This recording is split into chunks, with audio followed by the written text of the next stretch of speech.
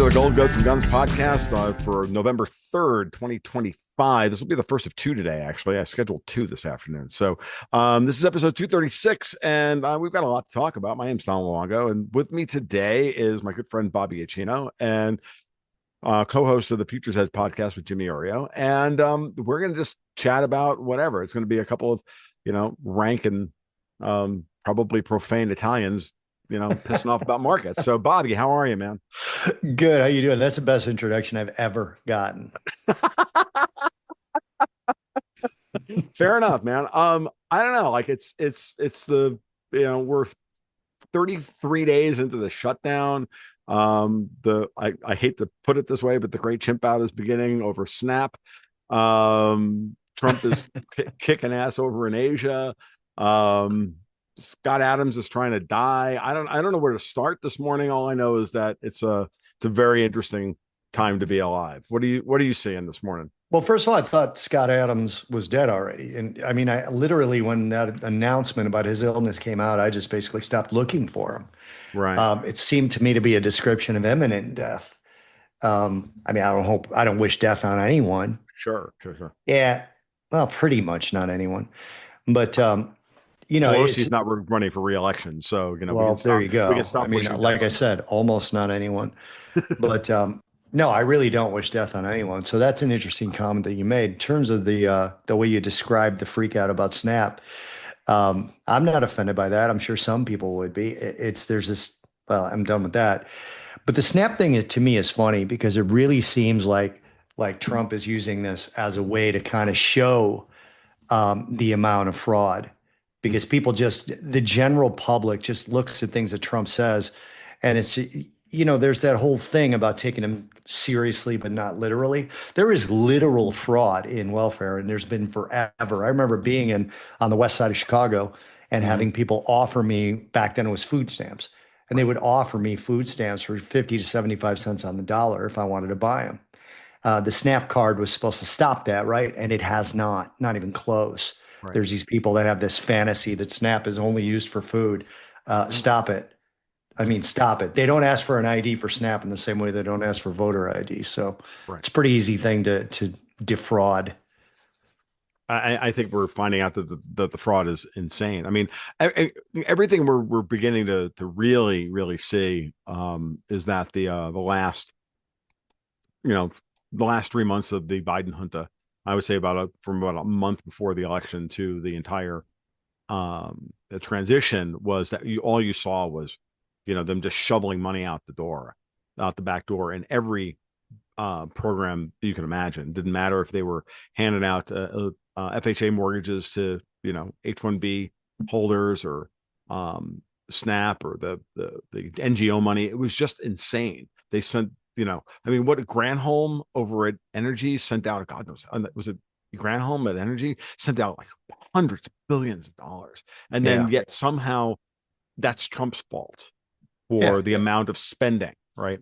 It's just, I have to wonder sometimes, and I really do. And I don't necessarily think we need to go down this route too far, because I hit it all the time, which is that there's just this weird, sad state of affairs inside the quote unquote, I don't know, right, or the post Trump election right, that he's not doing enough. Like, what on God's earth are you talking about, considering how much has actually been done? And they just keep saying, no, there's no receipts, dude, we're still spending money, we're $38 trillion. And it was Biden's budget. It was all this money was earmarked. Like, they can only slow it down as much as possible, right? So I don't know. I watch all that and I just say to myself, like, just trolling for clicks, or do you work for somebody else? Like, and then anybody who doesn't get on board with the entire idea that Israel runs everything about the entire world. Oh, you must be taking money from the Hezbollah. I'm like, fuck off. Like, that's not the way the world works. But it's clearly it's everywhere, and I don't know what to even think about it anymore. I have a friend actually that there's a group of the three of us that are on a group text where we send the most inappropriate stuff back and forth to each other. And one of those guys has gone completely Israel controls the U.S., controls the political system, controls the propaganda in the U.S. And, I mean, I'm open to it. I just don't think it's been proven to me yet. So every once in a while I say, no, I don't actually believe that's true. And the other day he threw out, you're starting to become one of the sheep like the rest of the people. And I'm like, what are you talking about? Like, you haven't proven it to me just because Tucker Carlson said it with that little pimp kid from the north side of Chicago. Right. I got nothing against Tucker Carlson, but like, just because you interview somebody doesn't mean your opinion is completely valid to me. And I don't understand why I can't just think about it longer. I'm the first person to admit I do not have an encyclopedic knowledge of the Middle East. I just don't, Right. right? October 7th was horrible, but it obviously was strange that the IDF wasn't there in 5 minutes like they are for everything else. There were some strange things that went on for that particular period. That doesn't mean to me that Hurricane Marlene was started by Israel's weather control. It's like, let's calm the fuck down and see what's actually real and what's not. It drives me crazy. It really does, man. And I only talk like this really to you and the Mm, one other guy in that group text on the side, where I'm like, he's completely lost it. Like, he's a really good friend of mine. right. And it's like, dude, there was lightning just now. It wasn't Israel. It's like, calm down about it. But people go off the Well, rails. And to your point about Trump, I forget her name. Collins, I think is her name, Secretary of the U.S. DA, mhm, actually just talked about on Fox News recently that she sent out letters to every single state in February that she wanted all their data for SNAP so they could root out fraud. And only 29 states complied. All the red states and a couple of blue states. She didn't point out who. But she said most of the blue states did not comply, and two of them sued her for asking to see the data to root out fraud. Okay, this is something I can get on board with. I don't mhm, think Israel's controlling that either, personally, but whatever. That's something I can get on board with. Investigating fraud and watching who pushes back mhm. and seeing what that is. I don't know if Israel killed Charlie Kirk. Maybe they did, maybe they didn't, but I'm not getting on board what they absolutely did because Candace Owens said so. It just Right. drives me crazy when people do that. It's the same point about Trump. Trump is doing a lot. The US system of fraud, as well as the US economy, these are not speedboats. These are cruise liners. These are massive ships that Mhm, cannot be stopped on a dime and flipped around. right. Yeah, no, you're right, and I agree with that basic framework. And Bob, one of my my operating heuristics for anything headline related or whatever it is that we're supposed to be outraged about this week is just to ask the simple question: why do they want us to know this particular thing today? Right. So this whole idea, and I've gone over this 1,000 times, and I've said it before, and I'll say it to you now, which is that you know the bodies in 10-7 weren't cold before we started watching we started watching the lift of the algorithms, the social media algorithms, allowing people Yeah. to complain about Israel. And I brought this up to Dave Collin the other day and he was just like, that's not true. I'm like, you still can't talk about it on Fox News about you can't criticize Israel on Fox News. I'm like, no, of course, because they're part of the control system. But Fox News isn't the media anymore. We're the media, Right. We're the right? media. We're the media, and we have to you have to understand that that's where they're pushing, the ideas out into the zeitgeist, and then you can clearly watch the gatekeepers on both sides play the tension off of each other and try and push people into one camp or another. Like, again, I'm with you. I'm like, I'm not a big fan of Israel. I don't really care, but I don't think they control everything. And I certainly don't think that anybody who's out there today, after watching how Trump has handled Iran, Israel, Gaza, all of this stuff, and how he's literally remaking the Middle East, and getting all the Arab players on board, getting control of, from my perspective, clearly getting control of Qatar in the process, which is a City of London asset. Like, how can you be pushing that narrative if you're not like so thoroughly invested in it, either because you literally are paid by them or you're just delusional. And why do they want to turn us into newly minted experts on the Middle East this week, or virology during COVID, or this, that, or anything else? It's what I call Holiday Inn Express politics, right? I'm an expert now because I stayed at a Holiday Inn Express last night. I'm like, oh, okay, fine. It's insane. So the reality is that Trump is actually doing the exact same thing.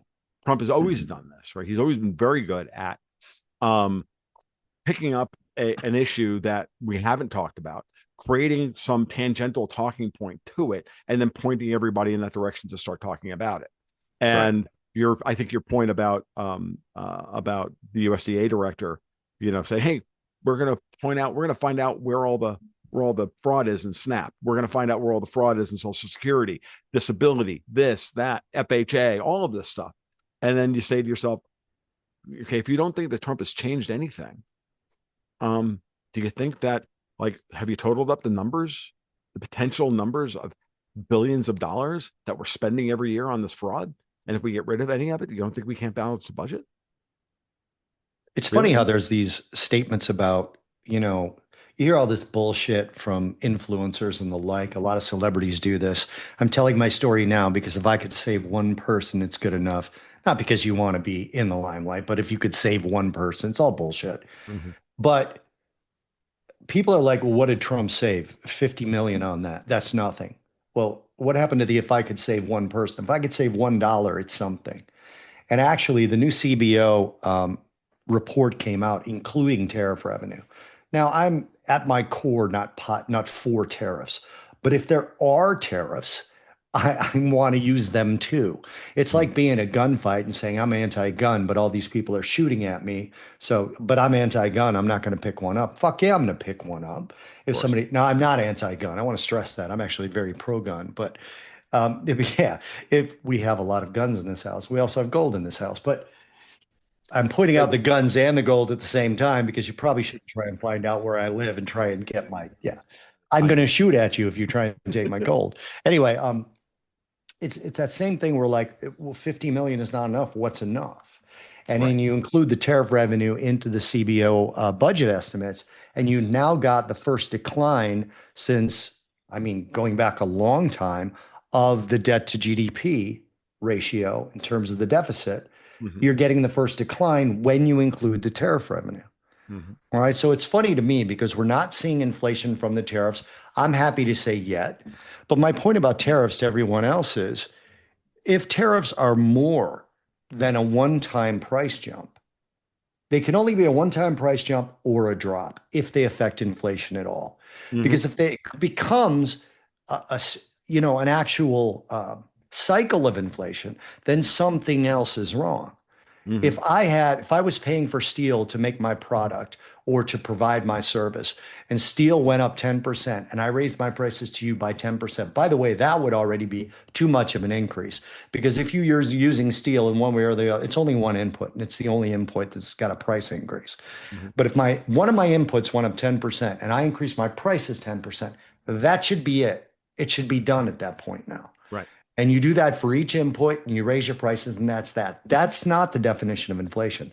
First of all, the definition of inflation has nothing to do with prices. You and I both know that because we're old enough to remember what inflation actually meant. It was an Right. expansion of the money supply. And that's the Fed. That's not tariffs. But anyway, I'm digressing a lot Well, off of what actually, you said. I want to pull on that thread just for a Go second ahead. because I think I've finally figured out a good talking point about how to counter all of this stuff because you have a lot of these. I'm not calling them libertarians, and Austrian types who will complain that tariffs are inflationary. We got Rand Paul out there screaming about it and voting against the one big beautiful bill. We've got every Austrian of every stripe screaming that tariffs are a tax and they're this and they're that. Okay, fine. I need you to define inflation for me. Is it a rise in prices, which is the modern No, Keynesian definition, or is it a change in the money supply? it's a Because change in the money supply. That's what it was always described as and defined as. no, I agree with that. Now, I'm not arguing that. What I'm saying is, listen to their arguments, and you'll see that they conflate those two in order to win their argument. Yeah. Right? Yeah. They'll say, "Oh, they raise prices, therefore inflation." Oh, yeah, but tariffs don't print money. No, exactly. All they Exactly. do is reapportion the amount of money that's actually out there. And every time, regardless of what side it is, when a definition is changed, there's a problem here or coming. Mm-hmm. It's always the case. Right. You just go back and watch those. I wish Milton Friedman were alive, and I wish Thomas Sowell got more attention while he's still alive. You're starting to hear his manner of speech decline. Mhm. So we know that, the end is near for him, unfortunately. But when you talk to these guys, or listen to these guys rather, yeah, I wish Thomas Sowell would have gotten a lot more attention. He's getting old now. We've been trying to get him on the show, and I think they're probably limiting his interviews at this point. He's in his 90s, I think. Hmm. Um, but these guys like Friedman and Soul have always spoken so clearly about what is what. And I don't personally consider economics a hard science because Hmm. you can't really do an experiment against a control group and come out with a concrete result, Right. right? So it's more of a philosophy in a way to me. But you see certain things that are empirically provable. And one of those is that if you get a one-time input increase, that doesn't cause an expansion of the monetary base, right? Hmm. And there's the economic theory of product replacement, right? Where steak goes up, you buy chicken, that kind of a thing. And Hmm. that's happening all over the economy with companies trying to pass on these inflationary price hikes. And to a side point to this, people called Trump a bully. The CEO of Walmart announced they were going to increase prices because of tariffs. And Trump essentially said, and I'm paraphrasing, you better not. And they didn't. Hmm. So does that mean that they had to increase them or they wanted to increase them? Right. Right? CEOs can be as evil as the worst politician out there. Hmm. So, the tariffs, while again, I'm not a fan of them at my core, when you're dealing in a global economy that levies tariffs against you, and people are saying it's immoral for you to levy tariffs against them, I say again, fuck off. Yeah, pretty much. I mean, Yeah. it's like, well, this has been the argument I've had for a while about the Federal Reserve. Like, I have no problem arguing, in philosophical terms, in moral terms, or any other terms, except pragmatic terms about the Federal Reserve. If you've got a Fed that's actually acting in the national interest as opposed to the global interest, then, and you're fighting a cabal of other central banks, and you have the most powerful central bank in the world, and you're going to go into that war by disbanding your army, Yeah. really? Like, that Yeah. makes no sense to me. As opposed to, and especially, and I know that you and I are having this conversation today because of the work that I know that I did, and that got the enough attention for me to finally say, to break with all the orthodoxy, and say maybe Jerome Powell isn't a moron. Maybe he's actually Mm. acting in America's best interest. Maybe this whole shift to SOFR is a good thing, and on all of these things, right? So, and here we are 4 years down the road from that, and now we've got a president who believes the same thing. We've got a Federal Reserve that's obviously acting in that capacity, in a lot of ways. There's plenty to criticize Powell about, Sure. and fine at the edges, but those marginal cases, those edge cases, are not a way of proving that therefore we need to end the Fed tomorrow. That's bullshit. That's not argumentation. And it's look, we're not arguing this shit on Reddit, for Christ's sake, but we act like we are when we talk about national policy. Like, I'll be honest, like, for example, like, think about, if you don't think that the Fed is not acting in concert with Donald Trump, for example, even though Trump, like, screams about Powell all day left and right, why did Powell get rid of the 2% inflation target?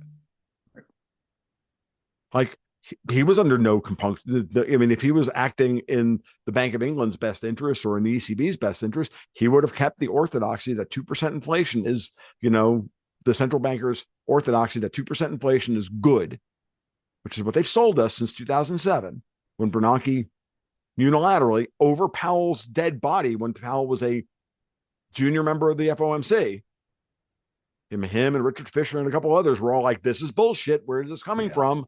Yeah. And then he finally got rid of it, when it was politically expedient for him to do so, when Trump had opened up the avenue for him to do so, because Trump had criticized openly the Federal Reserve. And so what did he do? He said, we're scrapping the 2% inflation target. We're going back to the dual mandate with an emphasis on labor. Labor. And there's a second component of that Jimmy Iurios actually brought up, and I think he may be a little bit early on it, but it's something to think about. AI is getting rid of jobs for people that vote. White collar jobs are starting to dwindle through AI.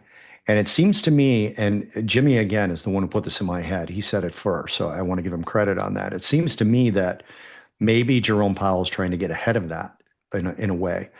um, let's go ahead and put the focus on labor so that possibly future chairmen and people will understand that labor is a lot more important than pretty much anything else at this point, because we have one of the sort of biggest job destruction, disruptive technologies out there, which is AI. I've already used AI as my attorney for small things multiple times, just done it Hmm. myself, and have not hired an attorney. I've done some portfolio experiments through AI myself for my own personal portfolio, not the stuff we do in our newsletter. Hmm. And that's actually the article Jimmy wrote. Jimmy starts our newsletter with a piece, usually around 600 words or so, on what he's thinking for this week. And that's what starts our newsletter. And Hmm. he put this out in the public with this weekend's newsletter. And he said basically he thinks Jerome Powell is actually, because he was in the private sector, sees a problem that maybe people will recognize in the next 2 to 5 years, that AI is the reason we need to focus more on labor and less on inflation. And you know it's funny, Tommy? There's all these people out there that think Trump is an idiot. And that to me is probably one of the most aggravating things I can hear. You're Hmm. calling a guy who, whether he got $10 million from his dad or not, it is not easy to turn $10 million into 1.9 billion or wherever he's at right now. And you Hmm. have other people saying he's a bad businessman. You're a bad analyst of business people then. Well, all he had was a successful show. You're telling me a dumb guy is going to realize that maybe he's not able to make as much money in real estate, so he should get his marketing hat on and get his branding hat on and get his brand so big that he could win the popular vote in the election. How is that a dumb person? I mean, it's just dumb to think that. I Right. get there's people out there maybe taking it too far with this 4D chess thing. The economy to me is Trump being smart enough to listen to Scott Bessent, who Yes. worked for Soros and knows how to do things both morally and immorally to get where he wants Hmm. to go. That's right. I mean, he to me, Scott, this is Scott Bessent's economy as much as it is Trump's. Of course. And they started on the Fed right fucking away from day one when they got in the office. That's right. They said, we need rate cuts, we need rate cuts, we need rate cuts. Because they knew that even though they're not cutting as much spending as a lot of people would have liked to have seen, as if you can just walk in, slash it, throw the economy into one of the worst depressions you'd ever see if they did that. Because, the sugar high is the sugar high. Right. And, the absolute withdrawal that the economy would get from this if you just cut it immediately Right. would be brutal, and they'd be writing stories about it in history books forever, and they'd be blaming Trump, and rightly so. Right. Trump is an I want to be loved more than feared guy, but I'm happy to be feared if I can't be loved. That's a very good way of putting it. And Mhm. I like to look at him as a mob boss. Yeah. I like to call him Don Trumpliani. I think that that's a fair. I You think know that's I the vibe with that. You know I yeah, do. yeah. So I mean, and because you watch how he operates, and he really does operate that way. He's like, look, you and I can get along great as long as you don't betray me. And he's finally got people around him that he trusts and can operate with and give them all the rope they need to hang themselves. And Mhm. now he's in a position to know, yeah, no, we're getting rid of you now. And every time he, it's like my friend Halsey English posted, said the other day on the podcast, he's like, ever notice how, he gives somebody an option, a task, and then when they betray him on it, he just fires them and hands the job to Marco Rubio, right? To your point, did you see The Irishman? If I have, it's been a long Okay, it's not a good movie to me. I mean, time. it's I've seen the Scorsese just Limey, but starting that's to. a different thing. Yeah, I mean, he's just Scorsese's just starting to overdo it with his mob movies. But I will tell you that Russell Buffalino, played by Joe Pesci, I don't know how the real Russell Buffalino was. I have no like deep knowledge of Philly mob stories or Philly mob lore.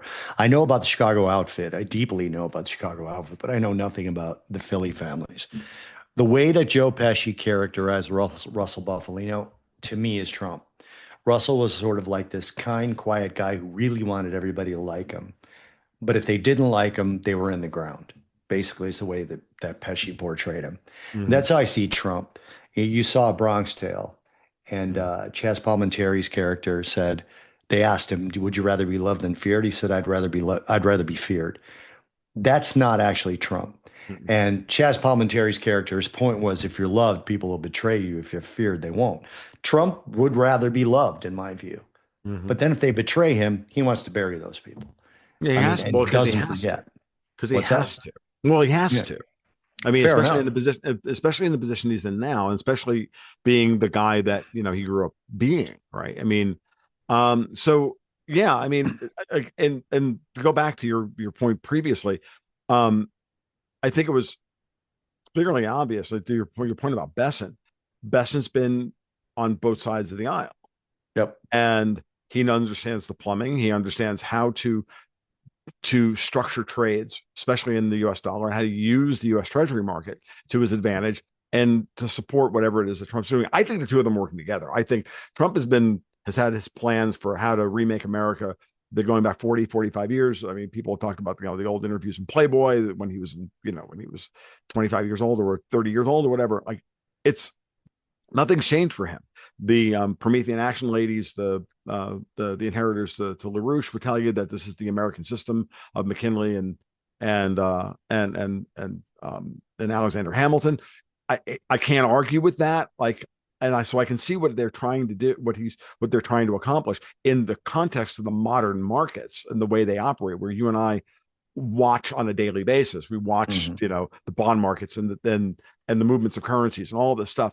You realize that you need people who have that real experience to then implement that system and support the implementation of that system through the issuance of treasuries, the manipulation of rates, and all of that stuff. And that's what I've been watching. And if you watch Trump carefully, if everybody keeps making these points. It's not a unique point even at this point about the trade deals that he's cut. It's not just the tariff rate or this or anything else. It's that he's also basically told them, and you're going to pay to Mhm. recapitalize the United States. You're going to pay us back the money you stole from us through currency Yeah. arbitrage Yeah. and through all the interest that you got paid on the treasuries that you've been holding as reserves. You're paying us back for that, and you're putting that money back in the hands and the pockets of the lower and middle class in America who paid for you to live high on the hog all these years. And Scott Bessent and Jerome Powell have implemented that. How by Mhm. keeping interest rates high and forcing all the other central banks to cut against the deflationary forces of Powell's high interest rates, where everybody is short dollars. It's Okay. genius. Yeah. It's actually not even all he did was reverse the friggin' trade that was run against us for all these years. Like, it's not that hard, folks. And Mhm. it's staring you in the face. And then you're looking at the money coming in, and you're looking at and to your point about the CBO report earlier about how we're watching the um, Projected, admittedly. projected deficit go down. I remind everybody that, take the CBO data with a grain of salt and take Of all of course. these commentators out there who used the CBO report for the one big beautiful bill, the scoring on the CBO report, the one big beautiful bill that was off by 11 orders of magnitude. Mhm.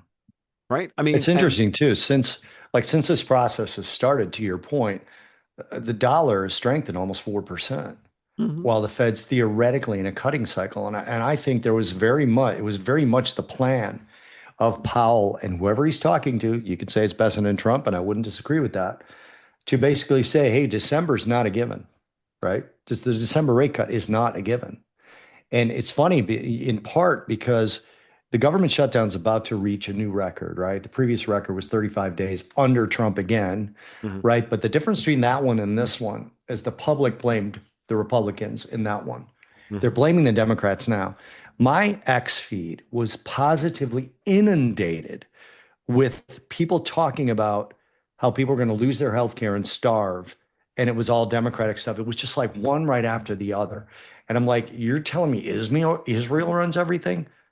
I mean, it was unbelievable. I had to start hitting that button on X that said, I'm not interested in this. I'm not interested in this. mhm. One right after the other, trying to show all these examples. The left is in a panic right now because they've lost the plot. They've lost the support of even their own people by giving in to that radical side of the left. Mm-hmm. So what does this have to do with economics? Trump was going to crash the economy. Didn't happen. Trump was going to increase spending. Sort of happened, and now is not happening anymore. Tariffs were going to kill the global economy and drive inflation. Didn't happen. All of these things didn't happen, and we've got midterms now. And so they're trying everything. To me, the Democrats tried the shutdown deliberately to try and affect the voting coming up for the midterms. Of course. Not working again. And your common person is seeing that none of what they say is true. Even Bill Gates is flipped on climate. It's like that particular cult can never get anything right in the medium to long term. And slowly their psyops or their propaganda for the short term has stopped working. Mm-hmm. And this to me is an amazing thing because somebody asked me on a podcast, on our podcast, probably about a year ago, do you think that the US can be saved? I said, I'm in the camp of no. I've moved into the camp of maybe. And you tell me Trump did nothing? He got nothing done? You moved me to maybe. Hey, I've been saying for 4 years because I refuse to, it's funny. I went from no ages ago to we elected Trump. Now it's maybe. That was 2017.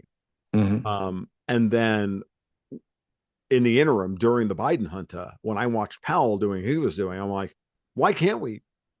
Why can't we be saved? Why do we have to accept the fact that we're always going to spend $1.7 trillion more than we take in? Why are we thinking in these terms? Like we beat Build Back Better, we beat the infrastructure bill, we beat Pelosi at our own game. Like I watched Powell drain the Eurodollar system, destroy it, and make it ours again. And I'm like, you mean to tell me that the very same people, and these are, my formerly libertarian brethren, or, like would sit there and scream about how much waste, fraud, and abuse there is in the goddamn government, and then tell me that you can't cut spending? Like, which is it? Which version of inflation do you want to believe in? Rising prices or a change in the money supply? Like you can stop conflating all this bullshit because you just want to be right, as opposed to actually fix anything. When the reality is, I'm like, you mean to tell me we can't go back to the 2019 budget? Really? You're trying to tell me we can't go back to 2019? That's the funny part. The funny part about this shutdown is that, like, there's people out there saying, people can't afford their healthcare. These were the pandemic subsidies.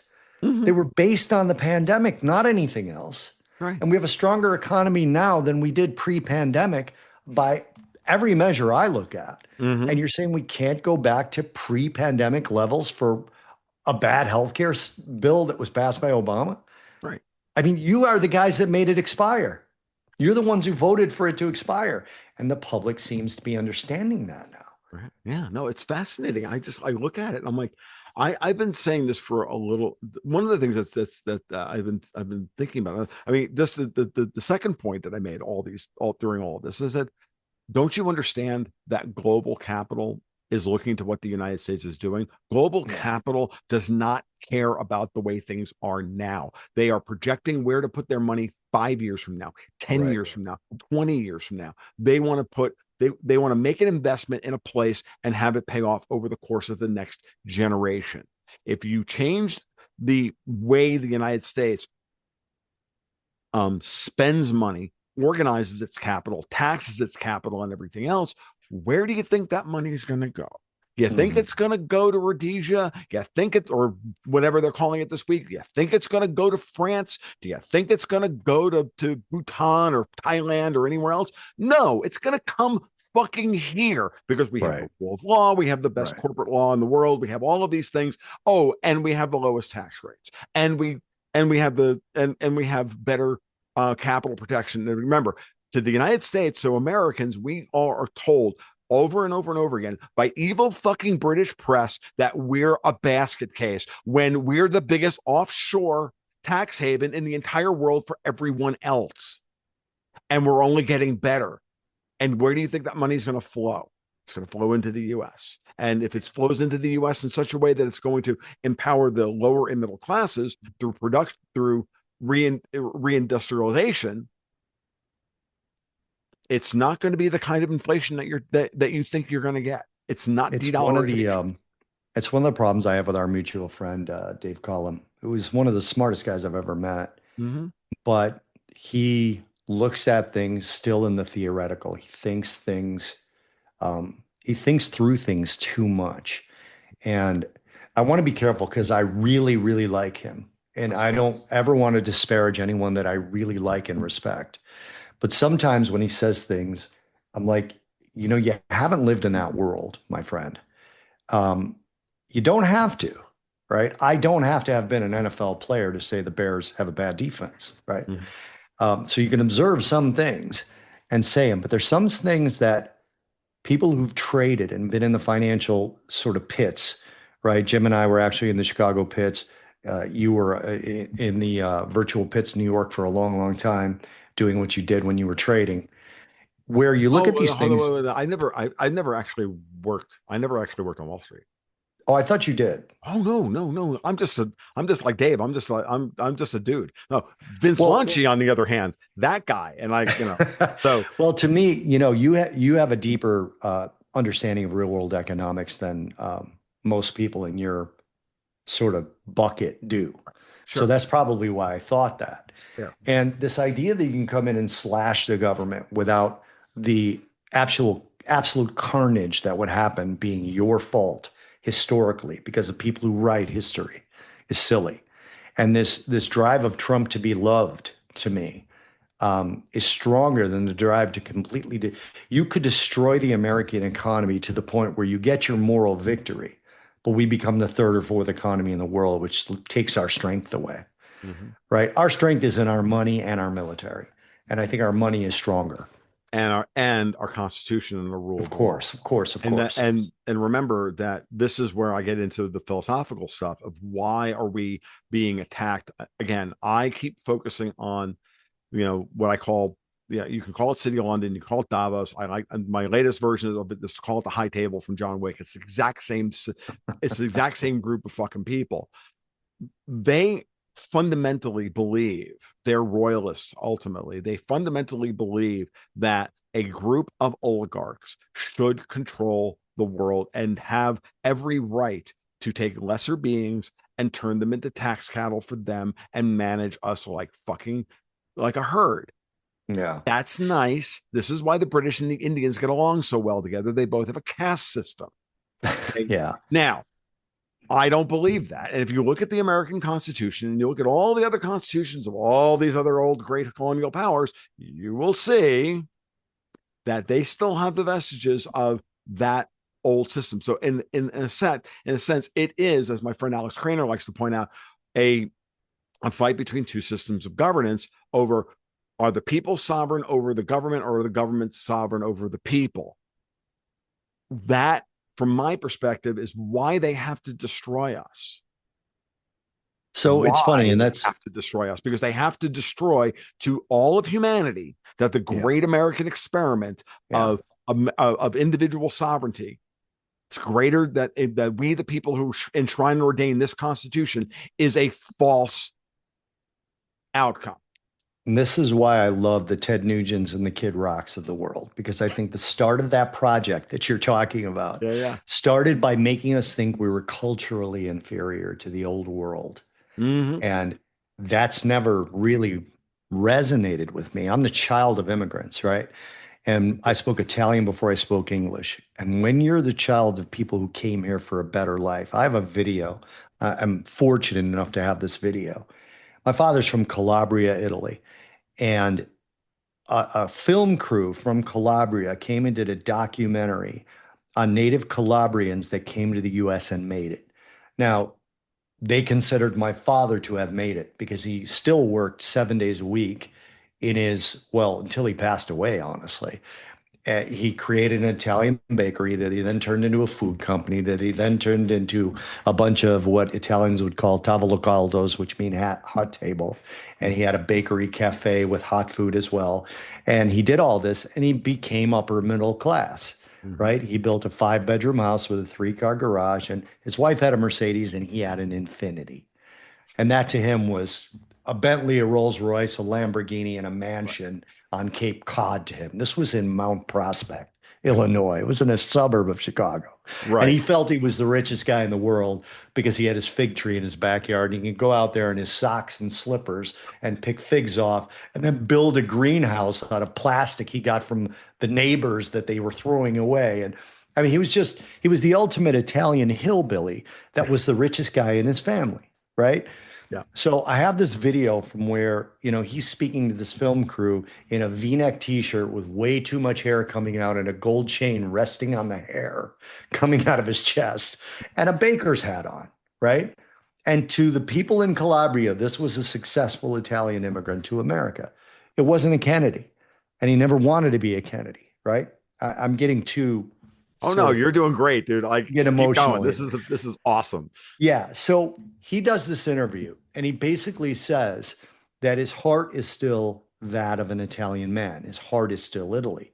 But to move back there, it's just a dream. And what he meant by that was it's a dream because Italy's a freaking mess. Hmm. And he can't go back to that life where he played cards with his buddy at the espresso bar because there were no good jobs, Hmm. right? He can't go back to that. He'd rather Hmm. work himself to death in America and pay for his kids to go to college and pay for his wife to have a little C-class Mercedes, which to her was the most amazing car on the planet. Right. And this was the life he wanted to build, and he couldn't do that in Italy, right? And then I go back to Italy a couple of times. I remember one of my cousins saying to me, we hate the most about Americans when they wear socks and sandals, or when they go to a restaurant in shorts. And I remember telling my cousin, that's what you hate the most about Americans, or that we can afford to come here and wear socks and sandals and not give a fuck what you think about it. That's the Ted Nugent Kid Rock that I'm talking about, Right. right? Right. Right. Right. And we need to embrace this particular version. I'm not saying that you have to have tattoos. I do. I'm not saying that you have to have a mullet. I don't. I'm just saying that we can be who we are as Americans. And when Mhm. people say they hate Trump, they kind of like some of his policies, but they hate him. I'm like, don't try and be European. Trump is from Queens. Go Right. spend an hour in Queens. They're all like that. That's right. Okay. If My you tell my them my they're mom's they're family old is and from they eat too Queens. much McDonald's, they'll Yeah. tell you you're fat and ugly. They don't care. They And they don't care. walk away without any guilt because this Americans are different in different parts of America. When I go to New Orleans, I can't understand them because I'm from Chicago and they can't understand me. Right. And that's the way it's supposed to be here. So stop thinking you're inferior to Europeans because they can tell you which castle was defended by William Wallace. I don't give a fuck about William Wallace. At the end of the day, I grew up in upstate New York, and my mom's family was from Queens. My dad's family was from Brooklyn. We're Mhm. both I'm second, both sides, second generation Italian. My Yeah. grandparents all came over on the boat. I've told this story before. My grandfather was also similar to your dad, a successful man, came over on the boat, built himself as a started as a bricklayer, built himself a masonry supply shop on Northern Boulevard, was forced to retire at 70 because of Social Security Mhm. back then. And, lived till the He right. didn't want to retire. No, he didn't want to retire. He was still, we still kept putting them. My dad kept putting them to work on our house in upstate New York, building a stoop and building this and building a rock wall. We finished out one of the garages in the house I grew up in. I was telling the story last night to a friend of mine. And at the end of and how was that? How did we fill that in? Did we just build a stud wall? No. And my grandfather came over and built a rock wall. Mhm. I love And that so so it's much. beautiful, beautiful rock wall. My father put a big father, then my dad then built an 8 foot long bar at the end of it. It was my father's man cave, and that's where I spent like most of my my teenage years listening to music. You That know, had to be the best. it was cool. It was great. My dad was, and but at the end of the day, and my grandfather, he was a successful guy, and you think about it, and he was a perfectly middle class. The man drove his 1966 dark forest green um Chrysler New Yorker. Beautiful, like literally the Batmobile, like the old Yeah. Batmobile from that he owned Yep. one of those. Okay, That's gorgeous, amazing. gorgeous freaking car. Owned that car, finally turned it in like 1984, and then got a Mhm. fucking K car version of it, and it was terrible. But but they drove that thing forever and a day. And it was just like, and lived on the corner. His brothers lived across the street. We go down to visit them in Flushing, and on Sunday afternoons, Sunday mornings, they didn't go to church, but all the wives did. They sat and played Guinea Street poker in the basement of in the garage at Uncle Frank's house, and that's what they did. And it was like, and you know, these guys were all successful in their own way, and they helped build. But yeah, those guys, they didn't take shit from anybody. Mhm. Not a thing. My father's family, same damn way. Like they were all builders. Like two of my uncles were architects. They went to college. They were the only ones to go to college. And the entire Luongo side of the family, they went. Everybody else just went to work, right? But my grandparents had enough money to send two of them to college. They both became architects, and their names were on cornerstones all over Brooklyn and Staten Island, right? You'll when we get done, I'll text you that video of my dad, and you'll understand why like I'm so for like happy that I have this video of him explaining Mm, this because the stories you get from immigrants and children of immigrants and grandchildren of immigrants where they're like we just wanted to have a good life. It's not that big of a deal. And people, I have friends who are Democrats. I don't even want to say Democrats. They talk about things nonsensically. I'll just call them that. mhm. And they say to me, "You're an immigrant. You like what's going on right now." I mean, my parents got in line, came here legally. They were basically laughed at. My father said to me, my father died with an Italian accent. And he said to me years ago, he said, I know I have an accent. He said, I speak broken English. That's what he used to say all the time. Right, But he said, people think I'm dumb and I'm okay with that because sometimes I use it and sometimes I just take it. You know, right, he says, people think I'm stupid, but I'm not stupid. And they underestimate me, basically explained to me. And he said, I'm kind of okay with that. I was kidding with my wife that during the height of woke, Family Guy was this show that we used to watch every once in a while. It was funny because they made fun of everybody. They made fun of black mhm, people, gay people, Jewish people, Italian people. They just made stupid Americans. They made fun of everybody. And when the woke was kind of ramping up, they stopped making fun of everybody except people who like Trump and Italians. I happen to be both of those, right? And I said to my wife one day, kidding around, I said, I don't know why it's still okay to make fun of Italians. If it's not okay to make fun of anybody else, why is it still okay to make fun of Italians? My wife is American, but she's German Croatian, right? She said, because you guys don't give a shit. Because you guys you don't care what anybody thinks of you right. because you're the only race that legitimately doesn't care what anybody thinks of you. Well, there's a reason for that, Bob. Yeah. You know what the right reason is, though. Well, tell me I know what my reason is. My reason is we're better than all the We're rest. better than everybody. I was literally going to say it. My reason was because everybody wishes they were They were Italian. Italian. Yeah, Exactly. it's like it's culturally cool to be black now. We're the closest thing to black people that's white. So it's like, that's the way that I always explained it, right? It's like all of the cultural norms in the urban African American started with the mob guys, the sweatsuits, the white wall tires. We all Right. did that. Yeah, yeah. But my point to this being is that my father, when he started to make a little bit of money, when he started to get out of upper class poor and creep into lower middle class, right? Mhm. He's like, well, your stone wall reminded me of this. He said, well, I want to he goes, I can lay a patio myself. He goes, but I can't make the nice brick wall with the patterned cinder blocks in between it to make it look like a wall in Italy. So I got to find an Italian bricklayer. I said, why do you got to find an Italian bricklayer? He goes, it's important to help your own community first. He Right. said, if I can't find an Italian bricklayer, then I'll look for a neighbor. And if I can't find a neighbor, then I'll go to the yellow pages. Right. Right. But it was important to go from the inside out. And that's Hmm. the strange thing about national politics, it bleeding into individual economics. I say to my friends, the couple of friends I have on the left, I'm like, if I tell you everything that Trump wants to do and explain to you how it's going to help your household finances, you'll say, yeah, but I still hate Trump. That's dumb. That's just dumb. Help your house, help your neighbors, help your community, then help the country. Go out, go from the inside out, Of course. because that's what you should be doing. Yeah, I mean, even if you don't like the quote unquote, like this is the biggest issue is how you're bringing up a really important point, which is that we're trained by social media, we're trained by the media, by this to think in terms of the country. Yeah. No, you start if you can't fix the country. That's not your job. And you can have an opinion about the country, and then you should, and if you want to, that's fine. But at the end of the day, what are the freaking what are all the Marxists tell you? Think globally, act locally, right? Well, guess Yeah. what?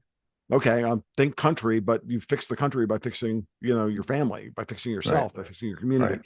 and all of that. You can't fix anybody else until you fix yourself, and Hmm. you get yourself right with yourself, and your and who you want to be and what your ethos is, and do you even have an ethos?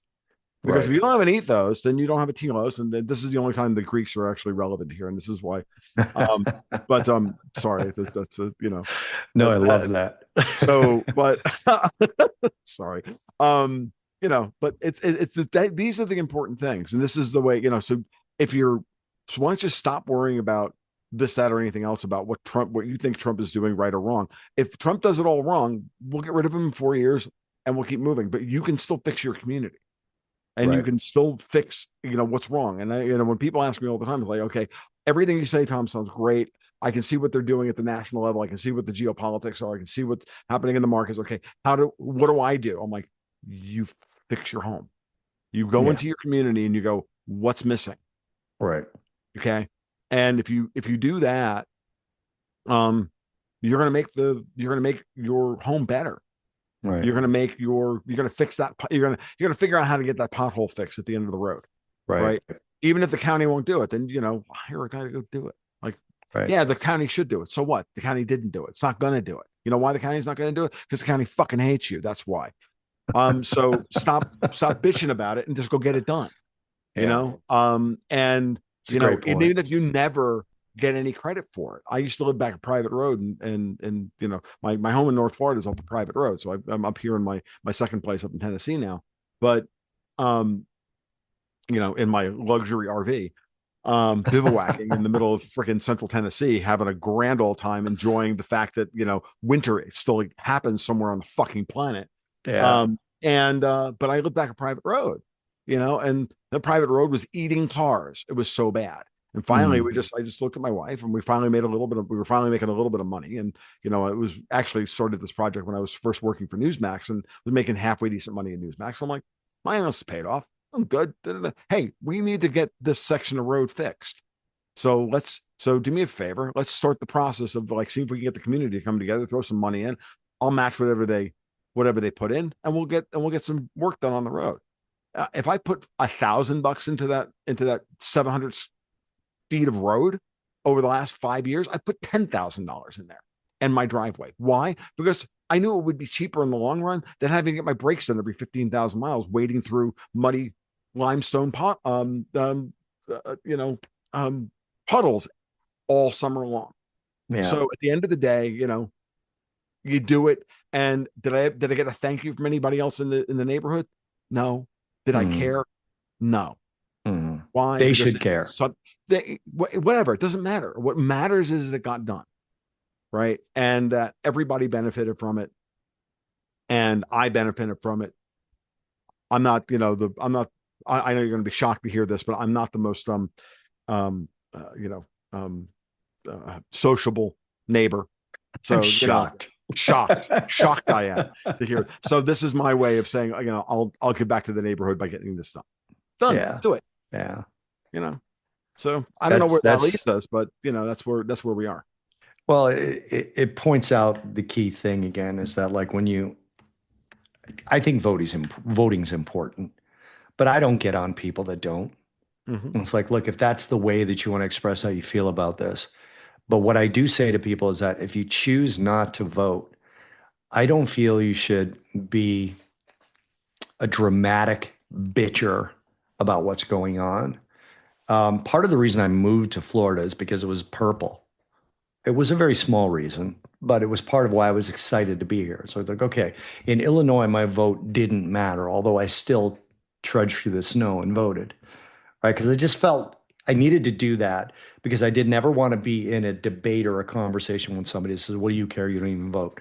I just wanted to make sure that was my base was covered for debates because in Illinois, it was going to be blue. It didn't really matter.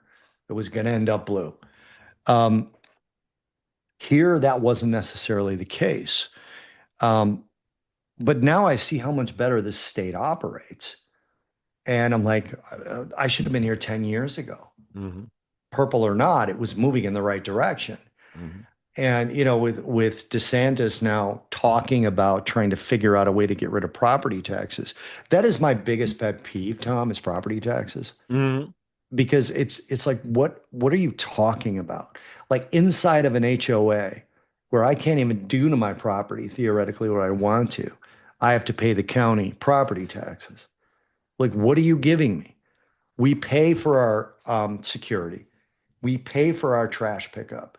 We pay for everything here in the community with our HOA dues. What am I getting? The road outside? I don't care about the road. I don't like to leave the house. So what does the road outside the community matter to me? And I have a huge V8 engine and I have a jacked up golf cart. Like, what do I care? I Right. got everything I need. If the water's too high, I can get in the golf cart. And as long as it's Right. not 3 feet, I could trudge through pretty much anything. But I've just never understood property taxes value proposition. I've never understood it, and especially as somebody who doesn't have kids, who's not taking advantage of whatever part of my property taxes pays the school system. I do understand that educating the kids that live around me is important. Mm-hmm. So I don't bitch about that too loud, but I also have guns and when they're 18, I can shoot them. Well, here's the thing. I agree with you completely. I've always thought that I've always said that property tax is kind of like original sin doctrine, except there's no baptism to wipe away All the right. sin. You continually pay Right. 1 to 4% of the value, and this is even more egregious that you're then paying based on the value or the perceived value of the Value property, of the home, right. which is also retarded. Hmm. So there are a couple of things that we can unpack here. One, DeSantis is serious about getting rid of property taxes I hope he is. for primary residents, homesteaded properties in Florida. Only primary Yeah. residences. I've done the math. I looked all this stuff up. It brings in about $18 billion a year, but or is it 12? It's 12% of the state of Florida's budget or receipts. We're running a $3 billion surplus Yeah. in Florida right now, and it's only going to get better, right? Hmm. So you're not talking about a tremendous amount of money. Ad valorem taxes, and a lot of that goes to the school boards, and the school boards are all super PACs for the friggin' DNC anyway. Now, Right. and those numbers have skyrocketed, right? With with everybody moving to Florida and everybody now paying a higher step up basis after the sale of the property, because a lot of Right. those old homes previously were homesteaded in. For those of you who don't know, in Florida, the state or the county cannot raise your, if it's homestead exempted, cannot raise your property taxes, the assessed value of your property taxes more than 3% a year.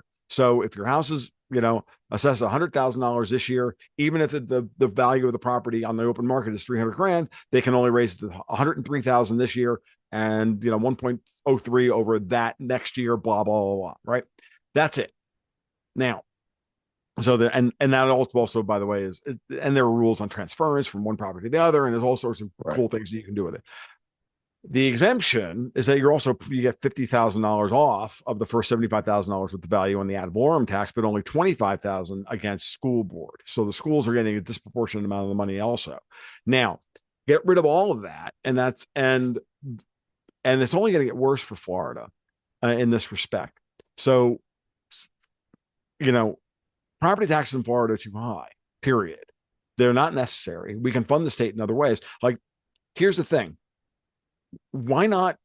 Why are we doing this via property taxes? For example, the schools. Why not just say, look, let's set a budget, how much we're going to spend per student, float a friggin' bond, and have the state pay for it, and the state and the counties pay for it, and we'll figure out how to pay for it. And even if it winds up costing us more in some ways, but we're not paying rent to the government in perpetuity against our homes. This is a fucking institutional serfdom that was created. It's a system given to us, as always, by the fucking British, going back something like 1,000 years now. It's dumb, and it's absolutely unacceptable. It's designed, like the income tax, to ensure that the bondholders, who are the real owners of the society, get their income stream. You want to stop, you want to defund the high table? Let's start with property tax.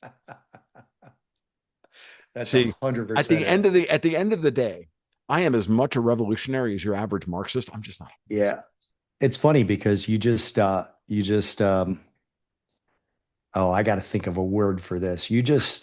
Tom Longo and Dave columned my regular life thesis on, on property taxes, my everyday life thesis. And I mean, it just, I don't mind helping the government do what they're supposed to do. I mean, I understand, income tax was an amendment. It wasn't originally in our documents, right? In our founding documents. And I understand why it wasn't. Um, but it has constantly just gone in one direction until really Trump. There's been a couple of times where income tax have been dropped, but I mean, I am a massive flat taxer. I don't mind income taxes as much as the next guy. I don't mind um, a graduated level of income taxes, 2%, 7%, 17%. That doesn't bother me so much. I think most people would do it voluntarily. The vast majority of people who make a lot of money wouldn't have a problem overpaying for their community if they needed to. Mm-hmm. I don't want to pay for anything in San Francisco, quite frankly. Right. I don't want to pay for anything in the state of California. I lived there for 4.5 years. And while it was some of the most beautiful land I've ever been around in my Mm-hmm. life in any country, the people there are batshit and they're stupid and they're annoying. I'll tell you a quick California story if you want. Sure. Go for it. Um, Everybody in there, my ex-wife was an attorney and I was in finance and theory, right? And everybody we met, attorney, finance, nobody cared. But the minute they found that I was on CNBC and Fox and did TV spots, they were more interested in me than her because it was something about being on that magic tube that Mm-hmm. made everybody, all of a sudden think you were something, right? So I met a guy. I used to go to this restaurant called Beach Street Cafe. It was named after the same street somewhere in New York City. I don't want to say which borough it was in, but a producer opened this restaurant because he was from that particular place, lived on that particular street, and he used to like going to an Italian restaurant there. So he made an Italian restaurant called Beach Street Cafe. I'm making a short story long. I was sitting at the counter there one day eating, and there was a guy there. It was obvious divorced dad's Thursday, and he's there with his kid. And his kid is screaming that he wanted a cupcake. And the father is audibly saying, "Look, I left my wallet up on the hill. I don't have any more cash. I can't get you a cupcake." So I talked to one of the normal servers that I knew from going there all the time. And I said, "Look, get the kid a cupcake and charge me for it." And the guy came over and he said, "That was really nice of you, blah, blah, blah. My name is fill in the blank. Doesn't matter. Say goodbye." A couple days later, I see him there by himself and he comes and sits by me and we get to talking. Turns out he's a small time producer and he's in charge of his company's pension fund. So he says, "Hey, can we have lunch someday and, talk about how I can do my pension fund better?" I'm like, "Yeah, sure, we can do that." I get a call from somebody and he says, "I'm Mr. Fill in the Blank's assistant. He would like to set up a lunch for you. I'm looking for Bobby Iaccino's assistant." And I said, "Well, you're talking to him. It's me." Right. So I said, he goes, "Well, I'm sorry. Can he set a lunch date with you?" I'm like, "Sure. We'd like to meet at the Ivy." I'm like, "Come on, man. That's like 45 minutes from me. We both live in the same neighborhood. Can we Right. at least do Ivy by the shore, which was closer to where we both live?" Mm-hmm. Let me check with him. Yeah, he says that fine. So we set up a lunch. First of all, why do you want me to go to the Ivy? I don't care about that shit, right? Right. So we go to a place that was 10 minutes from both of our houses. I get there and he's there before me, right? And he's standing at the bar and he's wearing a sport coat. I'm in shorts and a t-shirt like I always am. And he sees me and he comes running over and he gives me a hug. And I'm like, "It's a little early for a hug, but whatever." He hugs me and he's like, "Thank you for coming. Thanks for showing up." I'm like, "No problem." We sit down and the server comes over and he's like, "How you doing, Mr. Fill in the blank?" He knows the guy. And he turns to me and goes, "Do you eat meat?" I go, "Yeah, I eat meat." He goes, "This skirt steak here is amazing. Carlos, skirt steak for two, please." And I'm thinking, did he just order for the lady? What the fuck is that? I ordered my own food. We're two guys, right? And I called Carlo back over and I said, "And give me a bourbon neat, please, because I'm going to need it for this conversation." So I think we're going to start off with Bulls versus Lakers, Dodgers versus Cubs, right? I Right. think it's going to be that kind of conversation. The first thing he says to me, he goes, "So Sonia's not emotionally there for me. My father back in Cleveland is dying of thyroid cancer, and Sonia wants me." I'm like, hold on a second. Who the fuck is Sonia? Like, what are you talking about? Right. And he starts telling me these deep things about himself and his life and his father's cancer and his relationship. And I'm like, I had three, four bourbons by the time lunch was over. Right. And then he gets up at the end of lunch and he goes, "Thank you for showing. I really love you for that." And he gives me a hug and I push him away. I'm like, "You don't love me." He goes, "I'm sorry." I'm like, "You don't love me. We just met. You don't love me." He's like, "I'm straight." I'm like, "I don't give a shit if you are or not. You don't love me." And then I paid for lunch. That's California. That's what California was to me. The guy just met me, started telling me about his inner feelings. The entire state to me, from my anecdote, from my experience, was just a walking big lie. Everybody was full of shit and I hated it. Mm-hmm. And so when it came time to move somewhere warm again, it was between Texas and Florida. I was never going to cross that border and head any further west. It was just not going to happen for me. Yeah. Yeah. I mean, it's funny. I've been living in North Florida since I sort of came to school after growing up in New York. And it's funny. And I lived in that area outside of, outside of Gainesville for 22 years. And it's just, I've raised goats. I've, interfaced with people who, I've been out, getting hay and this and that, and being, like, and I've lived in and among, and those are my people, right? Mhm. Like we really do. Like, they don't see me that way, but I see them that way, right? And then I Right. came up here to Tennessee, and over the weekend we had to go get some firewood. And the first thing we did is we found an old man, got some firewood, and we're sitting there chatting with him. And before I even, before we got done, I'm like, talking about where, I know a guy who will, dig your well for you, or do you need some gravel? You need this? And Love yes. that. Like, yep. I'm like, I just turned to my wife, "You have him in the phone, right?" She's like, "Oh yeah." I'm like, "Good." Like, that's all I need to know. Like, I need to have I mean, the property out here, we have a guy that's been helping us get the property developed. I'm like, his name is his name is Thomas, but I call him Brad. Why? Because I have a Brad down in Florida who, whenever I needed something, I could call Brad, and Brad knew somebody, or Brad had a family member, right, that could get me the thing that I needed. I had a tree down on my fence and it's too big for my chainsaw. Get Brad's brother to come out and take care of the problem, or whatever it was, and never had to worry about, you had a network of people around you. And it's like, that was the first thing we started doing when we started, figuring out what we were going to do up here. It's like, you can't get this stuff done without knowing real people. And, Right.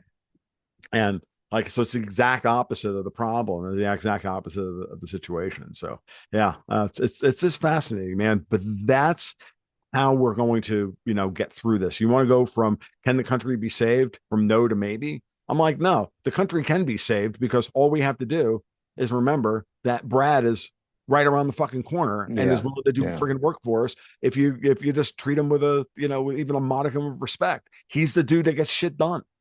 And Brads are everywhere. And they're the best. And by the way, they're the best fucking people you'll ever They're the meet. best people. I think people should embrace their inner Kid Rock or Ted Nugent, eat a steak covered in blood. It's just get blood on your shirt, just be normal. And don't worry about what Europe or the UK thinks about what we are culturally. We're better read and we understand more than they do. And even when we don't, try and get one of them to dig a road. They would have no idea how to do it. This is the best country that has ever been, in my view. And it's funny. I was looking. This is You can actually find this on my X if you look for it. I don't know where it is because I don't usually care what I said before, but this particular time I do want to pat myself on the back. After Trump won the election, I said we're going to get a 15 to 30% drop in the equity markets, and depending on which one, the Nasdaq fell over 30%. I think the S&P dropped about 19.5%, something in that range. Right. And I said, and then after that, it's going to be a multi-decade bull market for assets. Mm-hmm. I said stocks, realizing I meant assets. I went deeper into gold at that point. Mm-hmm. I bought my first gold coin in 1986 when the American Eagle first was minted. And I Nice. just thought it was a cool coin. Right. you know? And It so I've is. been buying little bits of gold just because I thought it was cool. And I'm Italian. We like chains and stuff. Right. So gold always mattered to me culturally. And I said after that, it's going to be a multi-decade bull market. And I still believe that because I think the midterm is going to go Trump's way, the midterm elections. And Hmm. then I think you're going to really see a ramp up of what he's doing.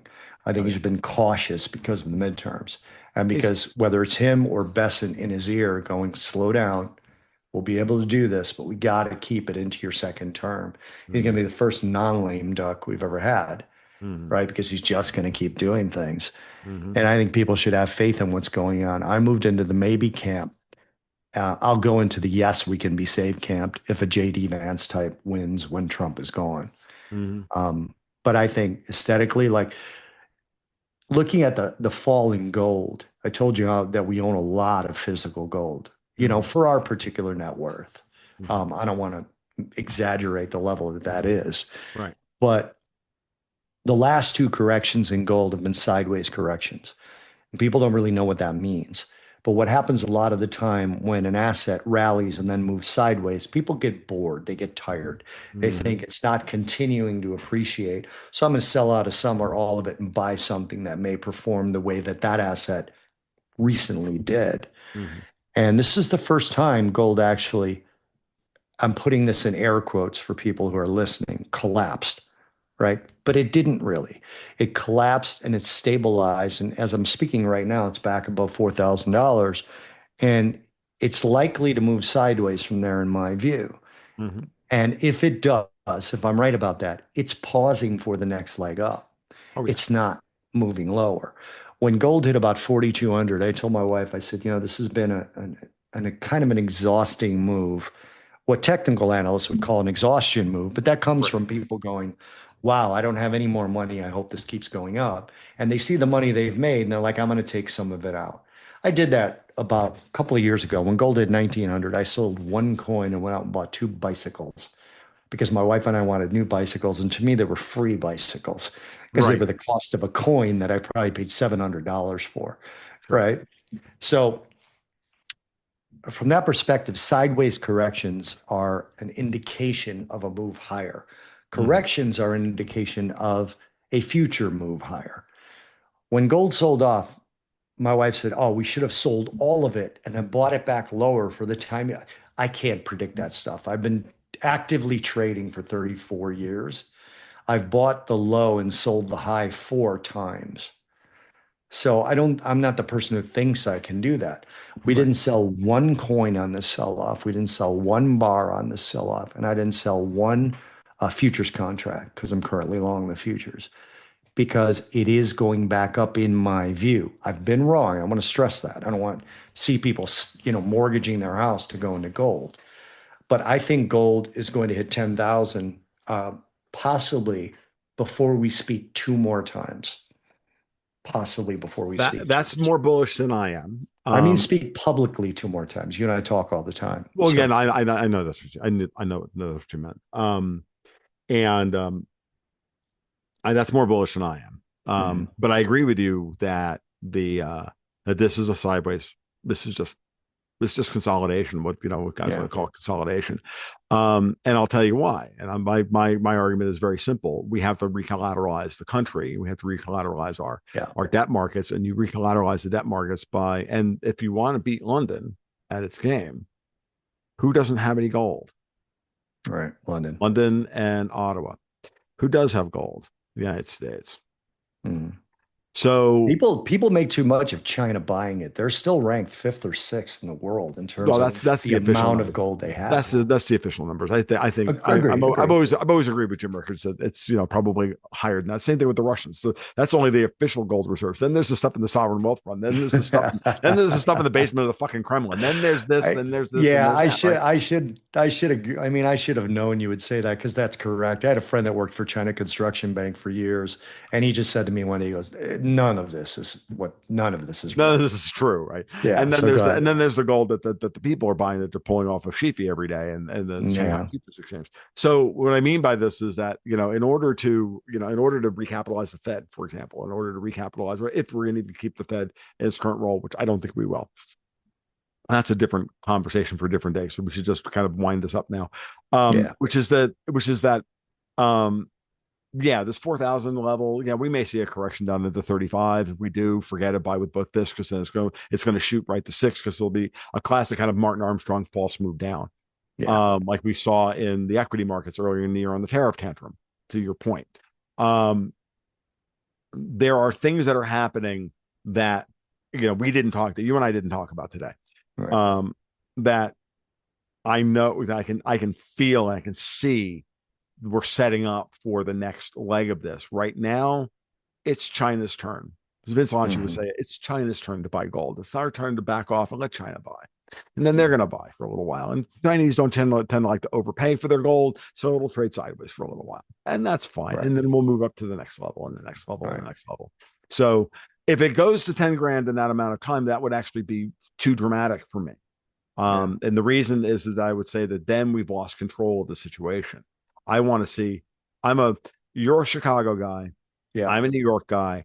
I'm a tuna guy. I believe in 3 yards in a cloud of dust. I believe in old Mhm. Bill Parcells, smash mouth football, 17-14, kick a field goal Yep. with 14 seconds left and Yep. control the clock for 45 minutes. That's Yep. my gig. And I never like to see gold go parabolic or in the short term or in the medium term. Never. Same thing with I'm silver. with you. I hated seeing the Bears win 47-42 yesterday. I hate those kinds of games. Right. And I'm a 3-2 baseball game kind of guy. I think Cy Yeah. Young winners Same. have an ERA under 3. I think they should Same. pitch. I think they should pitch 9 innings. I'm an old school baseball guy. I'm an old school football guy, and I'm certainly an old school hockey guy that like the dead puck era more than anything else. Yeah. Goaltenders should rule. But that being said, we don't live in that world anymore. We live in an inflated version of everything because people like points. So Yeah. whatever. Okay. So, but that's where we are. So, I want to see a nice gradual grind it out, make the Bears in the markets completely and utterly unnerved on every day, Agreed. because that's the way you get durable price discovery. I got In the one last question for you. I was on a Sure. podcast recently. You were on it as well, Cypherpunked, Mm, and they were trying to what they called red pill me on Bitcoin. Now, I said, look, I've traded Bitcoin a lot. I've owned it. I've sold everything that quote unquote, was holding. I'm mhm. not going to use hodl. I think that's one of the dumbest things. Right. Anyway, um, I recently told them that two of the biggest problems for Bitcoin is you're basically still tied to the dollar because there's no exchange that prices everything in Bitcoin. You Right. don't have like a giant Walmart or Costco or Amazon where everything is priced in Bitcoin. Everything is still priced in dollars Yep. globally. And you can't say Bitcoin is worth one bicycle. Bitcoin is worth 107,000, which means I could take $900 of that and buy a bicycle. That's what Right. it is. So you guys are still tied to the dollar. Gold is actually not like that. Yeah, they price gold in dollars, but you can also price it in property or the euro or different things. That's why I like gold better. I'm not disparaging Bitcoin. I think it's an asset, but I just don't know what kind of asset it is. Part two, none of you believe that it can crash to zero. I believe that it can. Mm. Um, if you ask me how, I don't fucking know. But you guys have this view, similar to the people who were selling horse and carriages when the car came along, that nothing new can beat your current method and that nothing could break into your system and damage it. And his answer to me was, well, the top cryptologists and hackers and mathematicians all say, I go, those are the top ones now. We used to bleed people to cure the flu. Those were the top medical professionals at the time. But 2050, 2150, I don't know what the hell's going to happen. My point is, people who think Bitcoin cannot fail are the people who invested in Bernie Madoff. They're the same kind of people. Talk to me, respond to I that. agree. Tell me I'm No, I've been wrong. I have been called a shit coiner. Like on any given Thursday, Bob, I will be a Russian asset. I will be Mhm. a Zio cuck. I will be a shill for the Israelis, taking my $7,000 a day payout. And I will You're a be MAGA lover. You're everything. a maggot hard, a cute hard, and a shit coiner. And why? For the exact same argument that you just made about Bitcoin. I don't believe technology ends. I believe Bitcoin is fascinating monetary technology. I don't believe Mhm. anything ends. To quote John Osterman, Dr. Manhattan at the end of Watchmen. No, in the end, Adrian, nothing ever ends. So technology doesn't end. There's always going to be a better mousetrap. There's always going to be something better. Will Bitcoin affect the history of money? Yes. Will it be the end of the discussion about money? No. And if you and even if you believe, even in my heart of hearts, right? I can, and I've said this to the Bitcoiners. I'm like, I'm happy to be wrong. I'm Yeah, I'd also, love to be wrong. I'm also happy to, to say maybe you're correct. I mean, I read the white paper in June of 2010 Yeah, and mined a 50 block. I've since lost those coins. They're of gone. course, of course. Right. But I was there. I read the white paper. I'm like, oh shit, cool. I get it. I explained how it, satisfied Mises' regression theorem to the Lou Rockwell guys Mm. who called it, funny money and all of this stuff back then. Did all that. Been there, done that, got that t-shirt. User 36 on the old Bitcoin forums, yada, yada, yada. Can believe in it. Still have to remind myself every day. There's always the possibility that I'm wrong. And you have to leave that in there. Otherwise you become a religious zealot. I refuse to be ideologically possessed by anything. And we'll go from there. Not even Trump. We're on the same page, buddy. So anyway, I got a hard stop here, man. Yep, so do I. I've got another one in like 5 minutes. So, Bob Iaccino, thank you. Yeah. Iaccino, thank you so much for the afternoon and your time, man. You're it was great. Tell everybody where they can find you. Do the thing, and let's get out the door. Yeah, so our newsletter you can find at unfilteredinvestor.com. I also tracked it from The Unfiltered Investor, so it doesn't matter where it goes. The show is Futures Edge Finance Unfiltered. It's everywhere. You could follow me at X, on X at Bob_Iaccino, and that last name is Iaccino. So it's difficult to spell, but it's Bob_Iaccino. Yeah, reach out. Love to talk to any of you. All right. And I'm TFL1728 on Twitter. Patreon/Gold Goats and Guns, which is how we pay the bills with the newsletter and the twice weekly market reports. You guys know the drill. So be well, take care, and keep your stick on the ice.